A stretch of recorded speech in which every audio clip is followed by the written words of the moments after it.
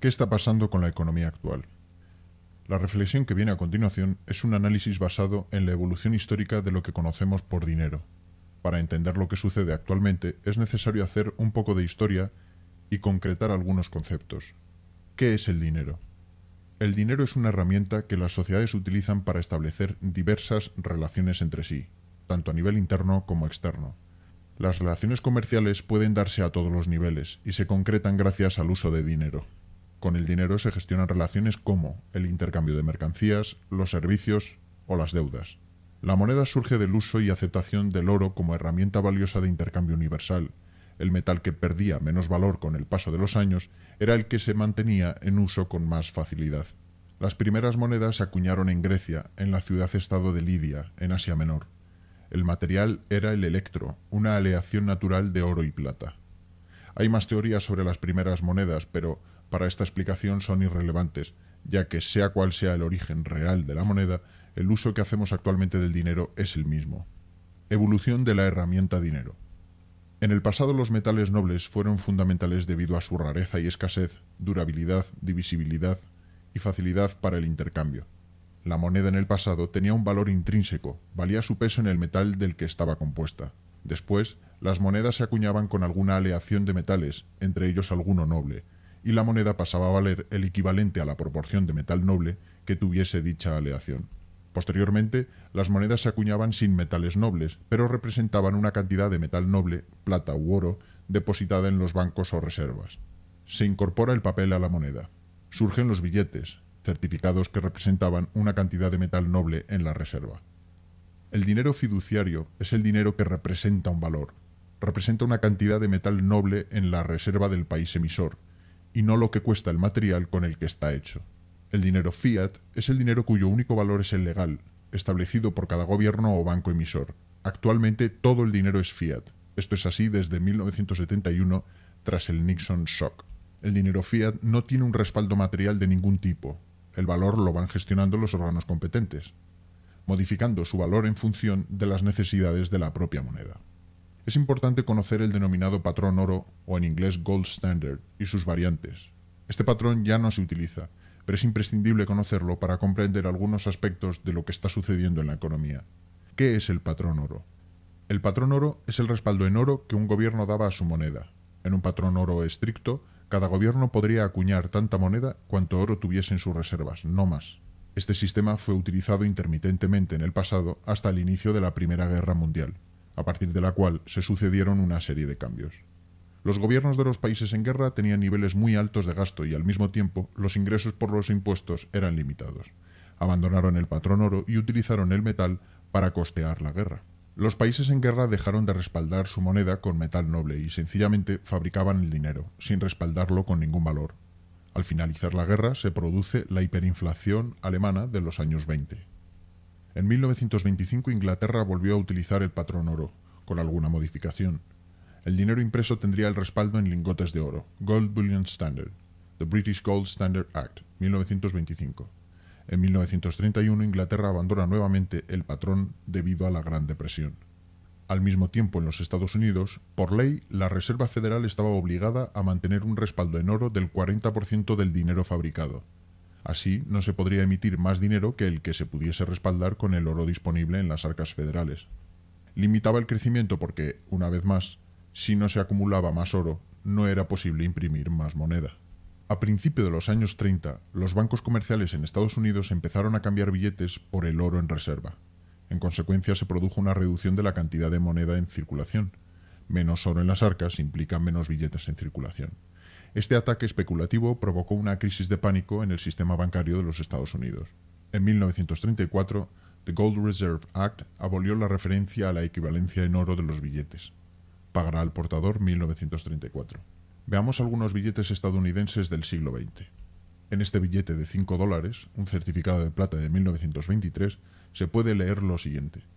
Esto certifica que han sido depositados en el Tesoro de los Estados Unidos de América $5 de plata pagables al portador bajo demanda. El dinero de la Reserva Federal inicialmente pagaba al portador, pero no era convertible en metal noble. En este billete, por ejemplo de 1929, se puede leer lo siguiente. canjeable en dinero legítimo de los Estados Unidos en cualquier banco emisor o departamento del Tesoro. En 1935 el gobierno de los Estados Unidos emitió certificados de plata con valor de $1. Ese mismo año en España también se emitieron certificados de plata. Este billete no es de la Reserva Federal, es del gobierno de los Estados Unidos, y en él se puede leer $1 de plata pagable al portador bajo demanda. Durante un tiempo coexisten billetes de la Reserva Federal y billetes del gobierno de los Estados Unidos. A continuación veremos un ejemplo del mismo billete, del mismo año, pero de distintos órganos emisores. El billete de la Reserva Federal llevaba impreso el número de serie en verde y el billete del gobierno en rojo. El gobierno se comprometía a pagar al portador bajo demanda, pero la Reserva Federal no. Billete de $5 de la Reserva Federal, 1963. La Reserva Federal elimina del billete el pagará al portador. Billete de $5 del gobierno de Estados Unidos, 1963. El gobierno mantiene pagará al portador bajo demanda. Veamos otros ejemplos de certificados de oro de curso legal. Oro, 1909. $10 de oro, 1928. $50 en oro, 1928. $100 en oro, 1928. $10 en oro, 1922. $100.000 en oro, 1934, aunque este certificado se utilizó únicamente para transacciones financieras. A lo largo de la Segunda Guerra Mundial, parte del stock de oro de los países fue utilizado para pagar armamento y munición. Esta merma de las reservas de oro, en un sistema que utilizara el patrón oro convencional, suponía en la práctica una bancarrota para un país normal. El patrón oro a nivel local, península ibérica. Las dos monedas ibéricas previas al euro, la peseta y el escudo, mantuvieron claras diferencias a lo largo del siglo XX. El escudo portugués tuvo una fortaleza y estabilidad muy por encima de otras monedas hasta la Revolución del 25 de abril en 1974, momento en el que Portugal abandona las colonias y el escudo cae por debajo de la peseta por primera y única vez para no volver a superarla. Portugal mantuvo reservas de oro durante la práctica totalidad del siglo XX, hasta 1985, momento en el que los billetes de curso legal dejan de indicar la correlación con el oro, como se puede comprobar en estos dos ejemplos de 1985 y 1986. La razón por la cual el escudo portugués fue una de las monedas más estables y potentes del siglo XX es evidente a la par que lógica. En primer lugar, las colonias en ultramar aportaban mucha riqueza a un país muy pequeño. En segundo lugar, los escudos de ultramar, los de las colonias, no tenían conversión en oro, clave para la reserva portuguesa. Esto permitía acumular oro sin tener que devolverlo.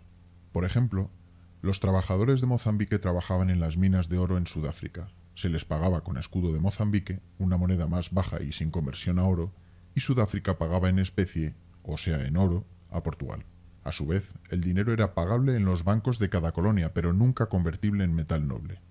Por ejemplo, en este billete de Cabo Verde se puede leer lo siguiente: pagable en las dependencias de la provincia de Cabo Verde. Por tanto, de las colonias salía riqueza, pero nunca regresaba.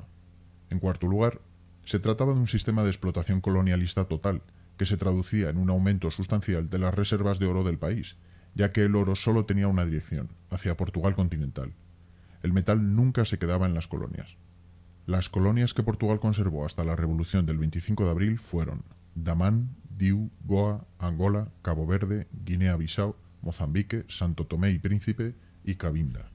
En Portugal continental el dinero siempre tuvo respaldo de metal noble hasta 1985. Aquí tenemos un ejemplo de un certificado de plata de 1909.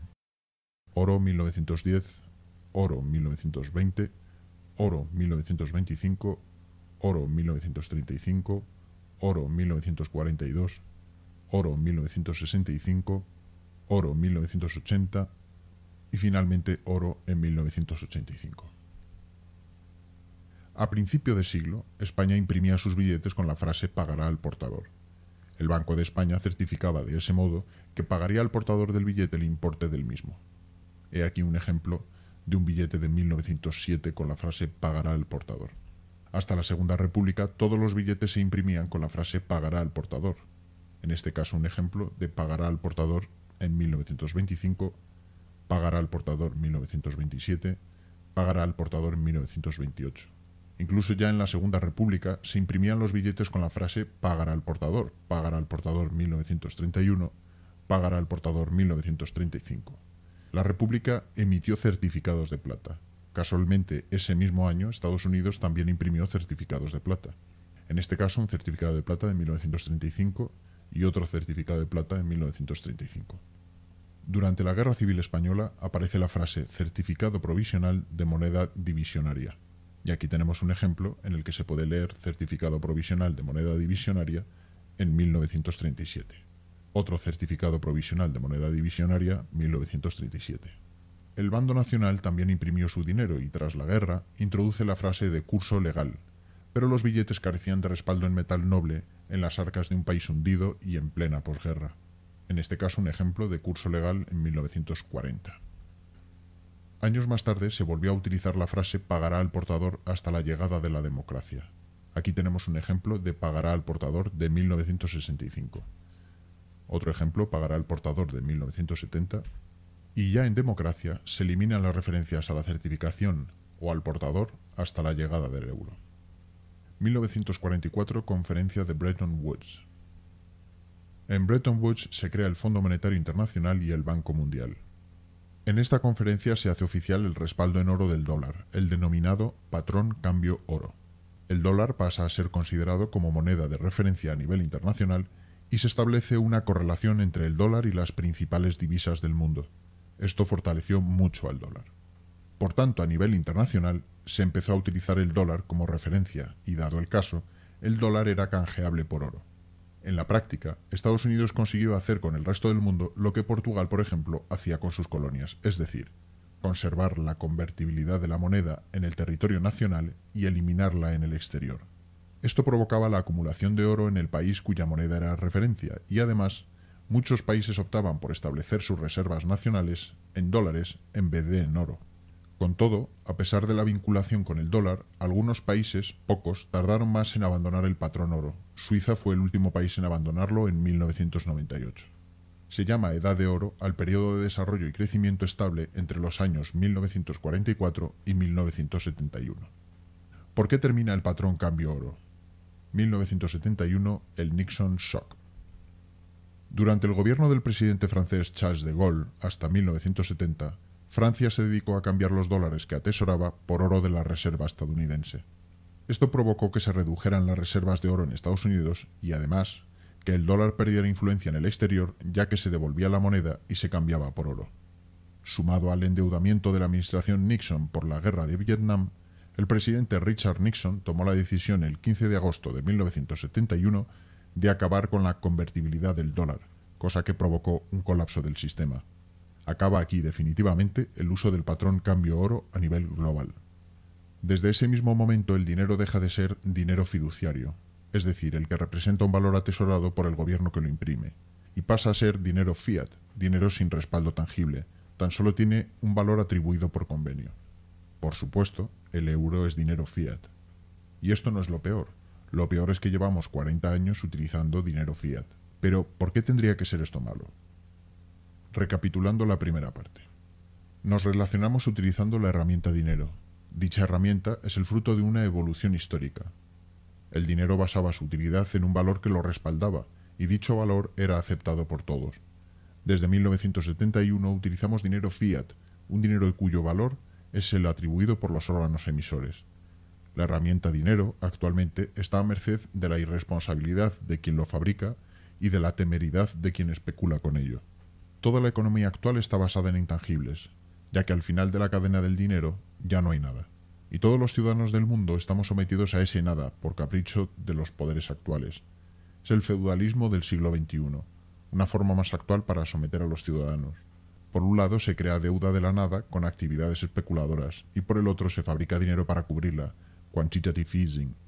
Un comportamiento muy irresponsable por parte de las instituciones y de los especuladores a nivel global, que solamente pagarán los ciudadanos, medios y pequeños usuarios de la herramienta dinero. Por si fuera poco, se sostiene con frecuencia que el estado de bienestar es inviable debido al gasto público. Falso. El estado de bienestar podría ser totalmente viable, puesto que los servicios públicos son a partida no rentables. Por eso son servicios públicos, cosa de la cual los ciudadanos somos conscientes.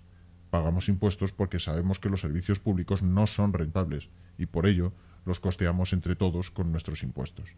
Lo verdaderamente inviable es la irresponsabilidad de los gobernantes y especuladores. Segunda parte. La crisis.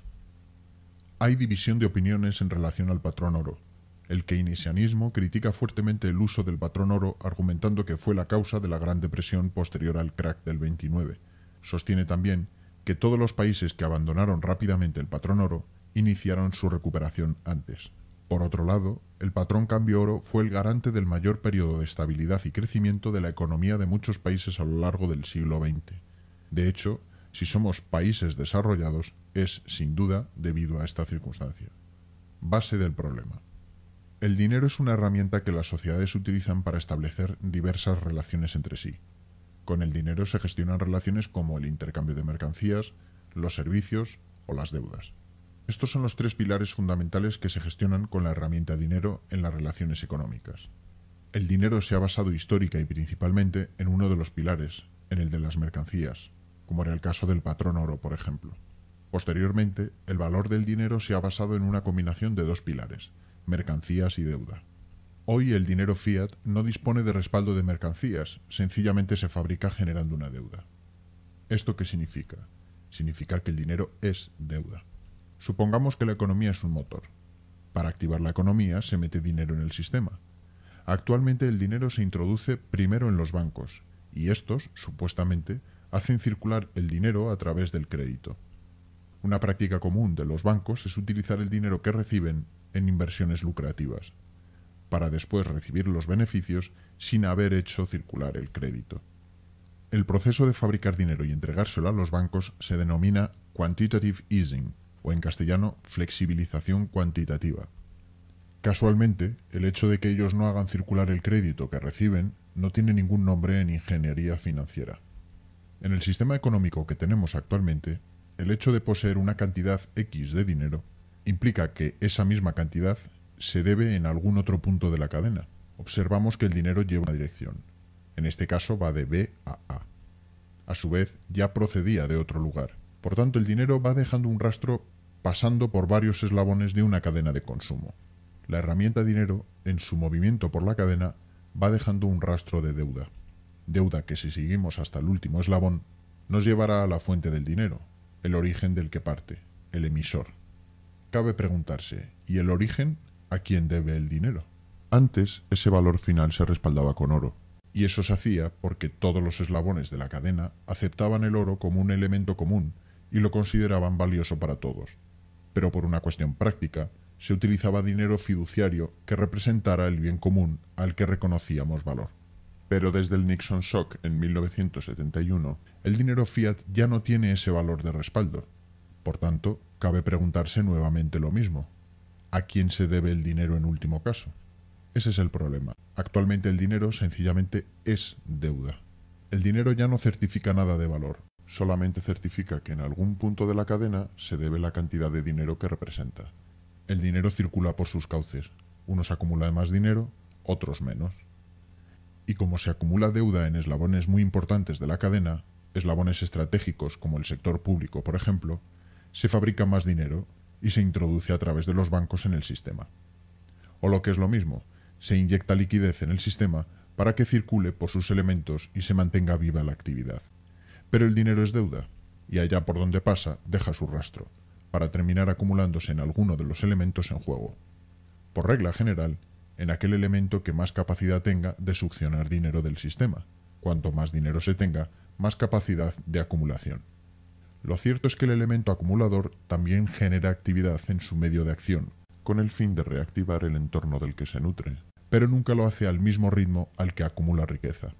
Es un nódulo en el sistema circulatorio de capital que no para de crecer. Podrá ser benigno o maligno, pero no para de crecer. A costa, claro está, de dejar un rastro de deuda que, en último caso, se intenta solventar con inyecciones de liquidez en el sistema, con la quantitative easing o flexibilización cuantitativa, o sea, imprimiendo dinero.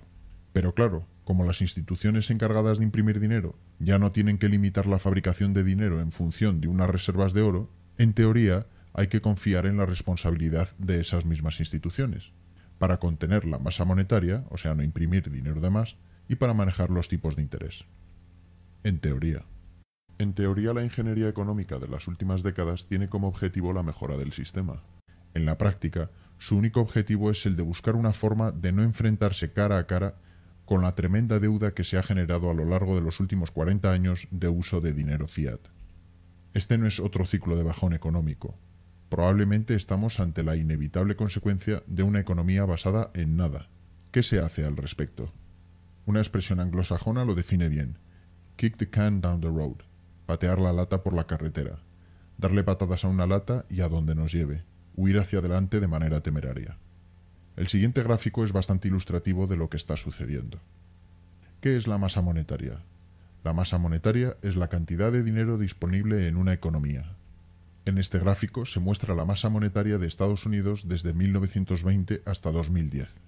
Podemos observar la denominada Edad de Oro, momento en el cual hubo una estabilidad en el incremento de la masa monetaria. A partir del Nixon Shock en 1971, se incrementa sin alcanzar un periodo estable nunca más. Un crecimiento casi constante del incremento de la masa monetaria, hasta que finalmente la Reserva Federal imprime dinero como jamás lo había hecho. Pero el dinero es deuda. Si fabricamos más dinero, ¿qué sucede? La deuda. Supongamos un país con una gran deuda que necesita financiar. Para ello, emite unos bonos de deuda soberana con el fin de buscar dinero que pague sus deudas. En el mercado hay elementos acumuladores de capital que buscan invertir su dinero en algo, en principio, seguro. Incluso los bancos son potenciales compradores. El capital en general tiene interés en este tipo de bonos. Aparecen en escena las denominadas agencias de calificación, agencias que califican la capacidad que un país tiene para devolver o no su deuda. Si la calificación es mala, los inversores no querrán comprar los bonos por temor a perder el dinero, y cuanto más se nieguen, más tendrá que pagar el país para colocar su deuda en el mercado. Tanto puede llegar a pagar que puede ser un problema verdaderamente serio. Por tanto, la Unión Europea debe actuar. Se plantean estrategias de actuación conjunta y el Banco Central Europeo interviene. Activa ayudas de apoyo al país con problemas para financiar su deuda. Se exige una serie de compromisos al país en apuros con el fin de garantizar la devolución de la ayuda recibida. Pero los bonos son objeto de ataque especulativo en el mercado y por tanto no son una herramienta efectiva para poder crecer lo suficiente y pagar la deuda. Más bien consiguen todo lo contrario. El problema se acrecienta. El balance del país queda en negativo y no puede hacer frente a sus pagos.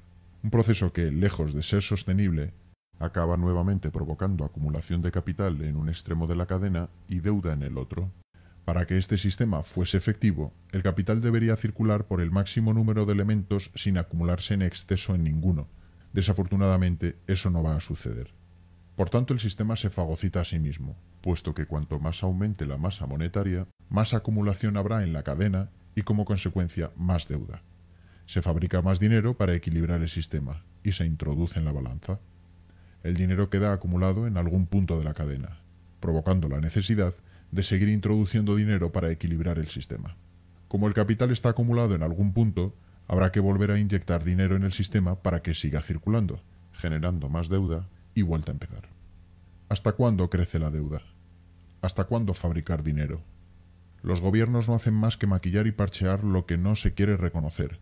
Una economía cancerosa, altamente especulativa, que crece desorbitadamente en base a una deuda creada ad hoc con el fin de no colapsar. ¿Qué otra explicación tendría esto? Coincide casualmente con las guerras de Afganistán e Irak. ¿Se van a llevar a cabo más guerras en los próximos años para intentar mantener viva la circulación del sistema? ¿El dinero se debe dar primero a los bancos o a los ciudadanos directamente? ¿Qué sentido tendría el mundo laboral tal como lo conocemos si se entregara dinero a los ciudadanos a cambio de un pequeño interés como se hace con los bancos? El modelo económico actual se destruye a sí mismo. Cuanto más crece en volumen, más deuda hay. Si hay más deuda, se necesita fabricar más dinero para pagar la deuda que se genera al fabricar dinero. Y así sucesivamente. ¿Y ahora qué? Lo que viene a continuación es una reflexión sobre un hipotético escenario alternativo al modelo actual. Este análisis no pretende ser la solución a nada, tan solo una reflexión lanzada al aire con el fin de generar debate. Las mercancías nunca fueron de acceso universal. A pesar de tratarse de un recurso natural, y por lo tanto lo legítimo sería que fuesen de todos, la realidad demuestra que estos recursos acaban siendo del más fuerte. Basar el valor del dinero en algo que a priori ya tiene el acceso restringido en la práctica es claramente injusto, puesto que solo accederán al dinero unos pocos. Esto ya lo hemos comprobado a lo largo de la historia. Además, las mercancías no existen al mismo nivel en todos los puntos del planeta. Por tanto, la dificultad de acceso a la materia prima ya surge desde el mismo criterio geográfico. El acceso a las materias primas no es equilibrado y, por tanto, basar el valor de la moneda en metales nobles pertenece a siglos pasados. Aplicar nuevamente el patrón oro sería un retroceso en el tiempo. A fin de cuentas, ¿qué buscamos? En principio, cabría pensar que esperamos relacionarnos económicamente de manera sostenible y pacífica, intentando optimizar las relaciones al máximo y procurando también evitar los conflictos bélicos. Por tanto, necesitamos mejorar nuestra herramienta dinero. Sería interesante que el nuevo modelo cumpliese ciertos criterios. En primer lugar, debería ser universal. En segundo, debería estar presente en todos los puntos del planeta, allá donde puedan surgir relaciones entre individuos o sociedades. En tercer lugar, debería ser algo intrínseco al ser humano. En cuarto, que todo individuo tenga la posibilidad de participar en el sistema aportando riqueza al mismo. En quinto lugar, el sistema debería depender de los individuos que lo forman y no de elementos externos, como metales nobles o deuda. ¿Producen nuestros cuerpos materias primas? ¿Producen nuestros cuerpos deuda? ¿Pueden nuestros cuerpos producir trabajo? ¿Por qué no basar el valor del dinero en el tercer pilar fundamental de las relaciones económicas? La herramienta que nos relaciona a todos debería estar basada en algo intrínseco y propio al ser humano, siempre presente allá donde estemos, el trabajo. En circunstancias normales siempre tendremos ese capital. La unidad monetaria podría representar una equivalencia con un tiempo de trabajo en condiciones dignas. Habría que establecer un estándar. No todas las horas de trabajo tendrían la misma equivalencia, y sería necesario tener en cuenta factores como la cantidad de horas de formación requeridas para llegar a desempeñar una determinada profesión, el esfuerzo para desempeñarla, incluso si es necesario, el consumo calórico para trabajos de esfuerzo físico, por ejemplo. Habría que establecer una referencia a nivel internacional de equivalencias entre las profesiones y sus remuneraciones por hora.